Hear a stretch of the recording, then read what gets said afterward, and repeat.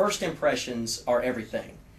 If somebody sees you, if the first experience they have is you're late to a meeting, if their first experience is that you get mad at somebody, if their first experience is that you're asking for vacation instead of how you can work harder, that sets a negative impression. Instead, you want to do all the positives.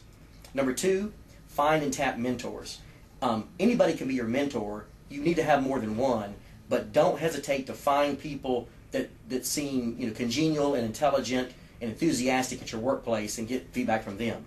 And then finally, number one, be ethical, be honest, and be yourself.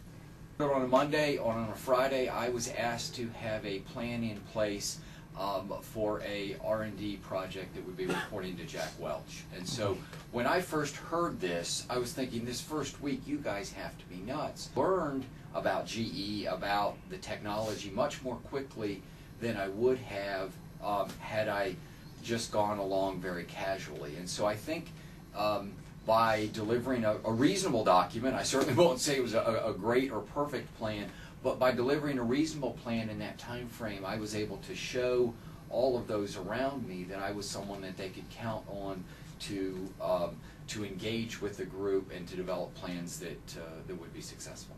First impressions count for a lot, and I think that if you make a good first impression on people as somebody that is interested, has a passion for the business, is very curious, that can go a long way within the company.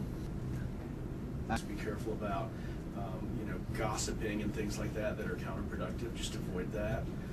I think also learning to integrate your work with the rest of your life, not getting in a rut, right? Doing the same thing over and over again, and you're really good at it, and you're the expert on it, but you're not growing, you're not developing.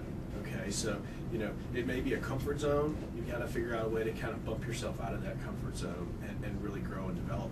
When I think back to my first job, I really made an effort to get along with my coworkers. Another thing is, I remember early on the job being asked to read and study things that I wasn't very familiar with, and during that process I tried to find a balance between asking questions, don't just try to do everything yourself, but then don't pester your management.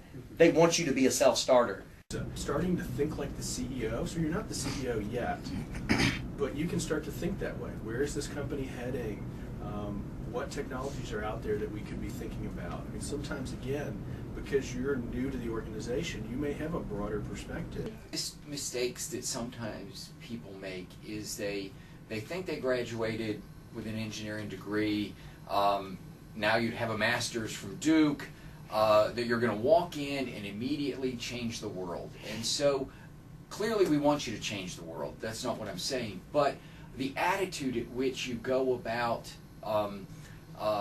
recommending changes is very important. So to take a challenging project in your career, right? That is the way at which you'll stretch your knowledge, you'll grow skills and competencies, and that ultimately you'll be successful. And so don't be afraid to take on that project that you go, oh my goodness, I don't know how we're going to get this done. As many people as you can. You may be able to find, even in those first 90 days, the first 3 months, a future mentor that can carry you through for the rest of your career. I mean, trying to figure out what the skill base that you need to sort of build on can be important. I also think becoming a voice in the company early on can be valuable. Don't think that you don't have anything to add to the conversation.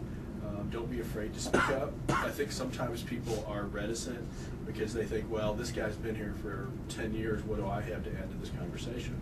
But your perspective as an outsider coming in can be really valuable. Sometimes people get into the existing paradigm and they don't see some of the things that an outsider can really bring in. Devote a lot of time to understanding the organization, understanding what it is they're trying to accomplish, ask a lot of questions, gather the knowledge, and contribute to the organization. Certainly, I wouldn't look at the first 90 days as a time to figure out how to just work a 40-hour week. You need to put in a lot more hours in the early stage.